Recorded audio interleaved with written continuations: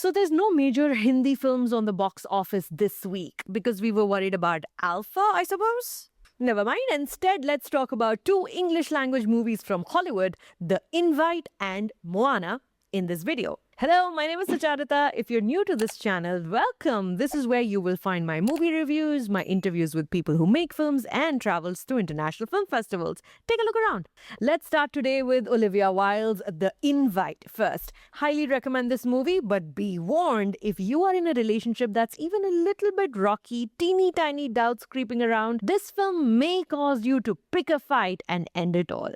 Let's get into it. Seth Rogen and Olivia Wilde are Joe and Angela, a middle-aged couple in the city going through the kind of marital crisis that makes them always tense around each other. This becomes apparent after a quick typical city montage where Joe rides his bike, but as soon as he comes home, he complains about said bike. On the night the events of this entire film take place, their daughter is away on a sleepover, and Angela has invited the new neighbors from upstairs, Pina and Hawk, who are played by Ed Norton and Penelope Cruz, for an impromptu dinner. An already anxious atmosphere tightens a little further as Joe asks the dinner to be postponed, a request Angela denies. The neighbors arrive shortly, and in the following hour or so, Angela and Joe's entire lives completely unravel. Adapted by Rashida Jones and Will McCormac from Spanish film The People Upstairs, The Invite's stage play-like vibe contributes a great deal to the tension in the room that you are expected to feel emanating from the screen directly into your brain. That it's structured in this theatrical fashion makes sense because the original Spanish movie is adapted from a stage play by the same director, Cesc Gay. So despite being the third distillation of the story, The Invite manages to hold on tight atop the pressurized vessel this story is cooked within.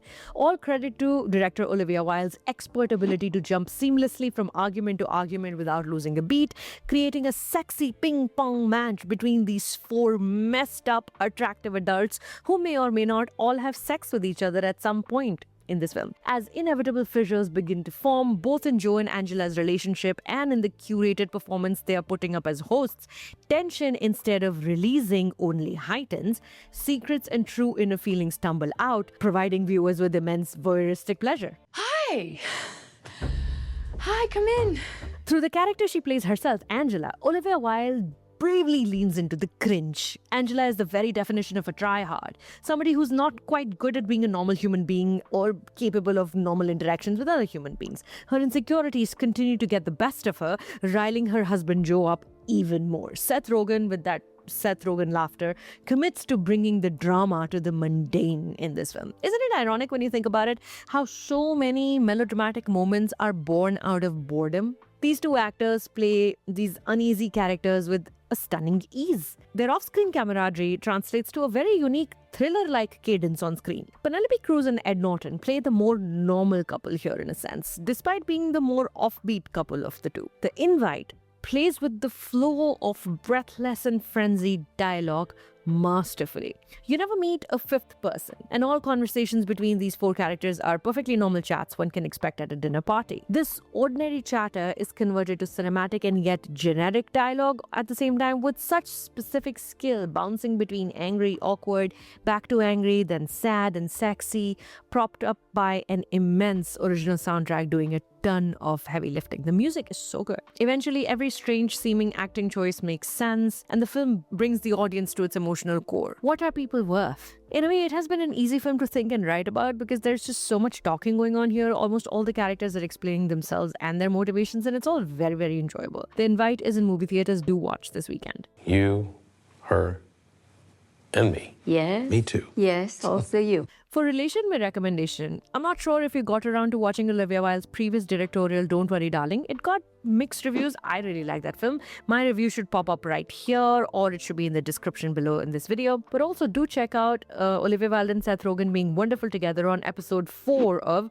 The Studio. That episode is titled Missing Reel. Alright, the second film up for discussion here today is another remake. Before we get started, a reminder to look out for that big red button that says subscribe and subscribe to the channel. Come on now, let's talk about the baffling live-action Moana that's now in movie theaters. Here's a look. Let's go save the world.